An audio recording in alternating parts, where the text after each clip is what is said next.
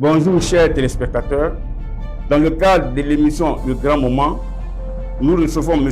Aka Emmanuel, ancien ambassadeur de Côte d'Ivoire au Ghana, directeur de cabinet du président Laurent Gbagbo, troisième vice-président du PPACI chargé de l'animation du parti et des relations avec les institutions nationales.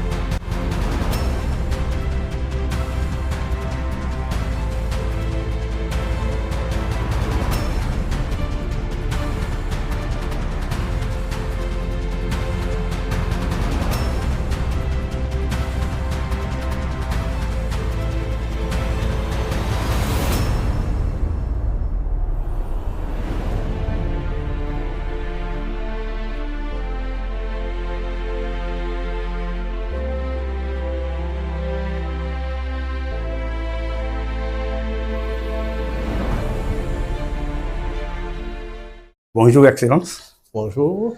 Vous êtes une personnalité très importante dans ce pays. La preuve en est qu'une rue de Cocody porte votre nom. Êtes-vous surpris? Ah oui, effectivement surpris. Je ne pensais pas, je ne voyais pas pour quelle raison une rue de Cocody porterait mon nom. Je ne suis pas du régime, je suis dans un parti d'opposition et en général, vous savez, on ne nous fait pas de cadeaux. Mais il a plu au maire de Cocody et à son conseil municipal de nous honorer en baptisant une rue de Cocody de notre nom. Et je voudrais encore lui renouveler mes remerciements.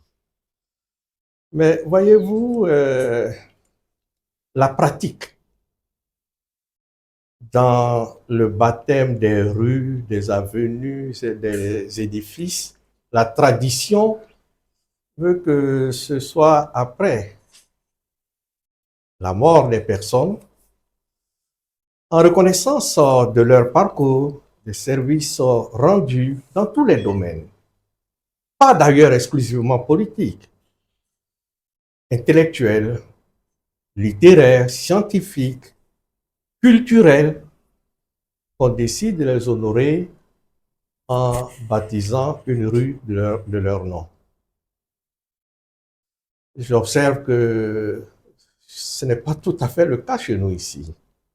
Toutes les rues, tous les boulevards, la plupart en tout cas, la quasi-totalité, portent le nom de personnes vivantes de ce plan en plein exercice. Donc c'est des baptêmes auto. On auto-baptise les rues et les avenues de nos noms. Mais voilà l'observation que je pourrais faire. Êtes-vous fier, Excellence, qu'une rue porte votre nom à Cocody? Bien sûr que je suis fier qu'une rue porte mon nom à Cocody. Nous sommes 30 millions d'Ivoiriens. Combien ont le privilège de voir des rues porter leur nom? Je ne peux pas ne pas m'en réjouir, je ne peux pas ne pas en être fier. C'est pour cela que je renouvelle encore mes remerciements au maire de Cocody et à son conseil municipal pour cet honneur qu'ils m'ont fait.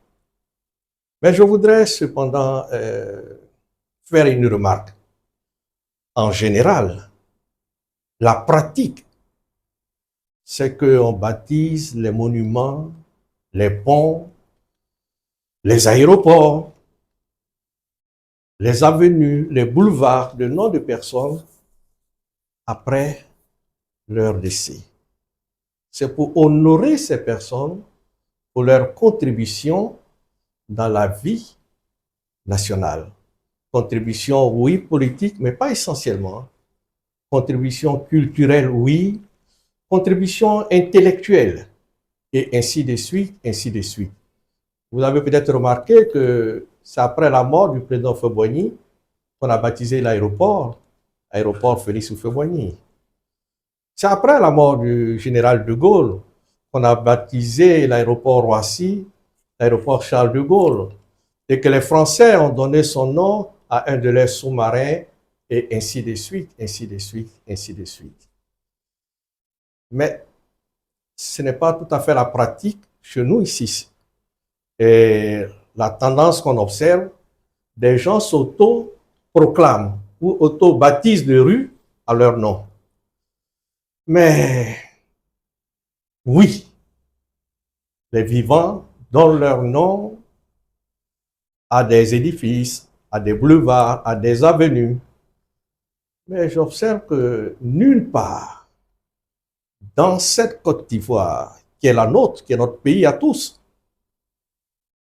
pas une seule rue. Je ne parle même pas de boulevard, je ne parle pas d'avenue. Pas une seule rue ne porte le nom du président Laurent Gbagbo. Est-ce inimaginable? Est-ce imaginable? Vous voyez, un pays, ça se construit dans un consensus. Vous ne pouvez pas vous auto-satisfaire et en même temps vouloir faire de l'ostracisme sur une personnalité comme le président Laurent Gbagbo. Peut-on sincèrement penser qu'en Côte d'Ivoire, le président Laurent Gbagbo ne mérite pas d'être honoré? Ceux qui donnent leur nom à tous ces édifices-là, ils pensent avoir plus de mérite que le président Laurent Gbagbo, d'avoir davantage contribué à la construction de notre pays? Je ne pense pas. J'ai souhaité faire cette remarque-là. J'ai l'impression que le régime a du mal à tirer toutes les conséquences de l'acquittement du président Laurent Gbagbo. C'est bien le régime qui a déposé le président Laurent Gbagbo à La Haye. Ils auraient pu le juger ici et puis le condamner à autant d'années, peut-être même à un siècle s'ils veulent, mais ils ont décidé de le faire juger par une juridiction internationale qui, après 10 ans, l'a acquitté, l'a blanchi et l'a libéré. Mais je crois que j'observe que le régime a du mal à prendre en compte cette libération. Il continue de traiter le président Laurent Gbagbo comme s'il était condamné. Ce que nous observons dans notre pays aujourd'hui, le président Gbagbo privé de ses droits, le président Laurent Gbagbo rayé de la liste électorale, il n'aurait pas fallu dans ce cas le faire juger à La Haye. On aurait pu le faire ici. Mais si on ne l'a pas fait, nos juridictions, ce n'est pas moi qui le dis, je ne suis pas un spécialiste de droit, ne peuvent pas être au-dessus des juridictions internationales. Je crois que dans un souci de paix, d'harmonie, il est bon que ces injustices-là soient réparées. Est-ce que pour vous, ce n'est pas un oubli du régime? Ah, ce serait grave. Est-ce qu'on peut oublier le président Laurent Gbagbo, qui jour et nuit fait partie de, je ne dirais pas de leur cauchemar. Non, on peut oublier Emmanuel Akka, mais pas le président Laurent Gbagbo. Je pense que c'est une volonté délibérée, mais je crois que oui, le régime se rendra compte que le fait que le président Laurent Gbagbo ne soit pas honoré, nous autres, partisans du président Laurent Gbagbo,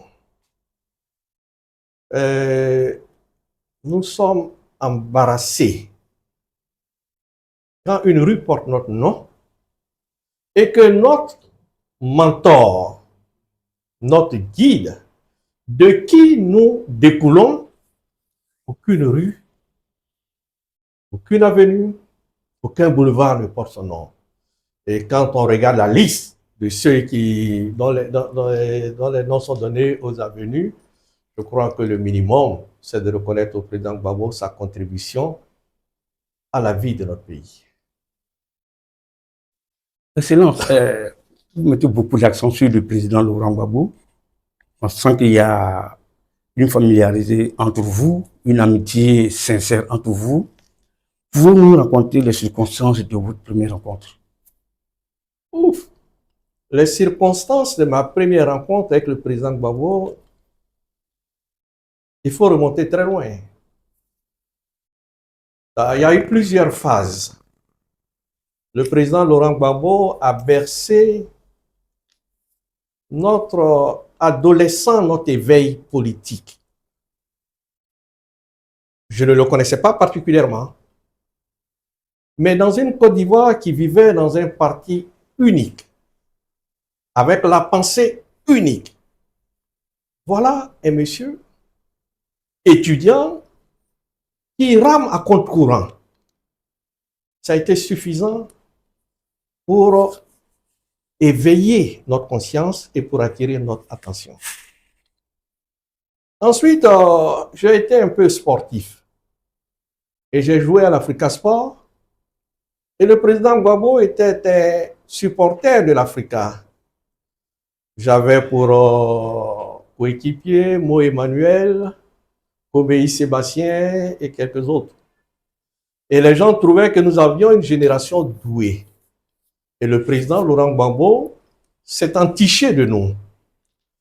Voilà la deuxième phase. Et puis, nous sommes entrés dans les années 80. C'est là que l'approche politique commence par se faire. Mais une approche politique lointaine. Je me souviens, j'ai un ami, un frère, le maire François Michard, qui est rentré de Montpellier, non, de Nice, où il avait fait ses études supérieures, avec un doctorat. Et François Michard se destinait à l'enseignement à l'université. Il a introduit son dossier. Et puis, pour des raisons que nous ignorons, son dossier n'a pas été retenu. Et François Michard me demande, mais est-ce que tu connais Laurent Gbagbo? Je dis, oui, je le connais comme tout le monde. Il dit, non, mais j'ai un dossier que je voudrais lui présenter.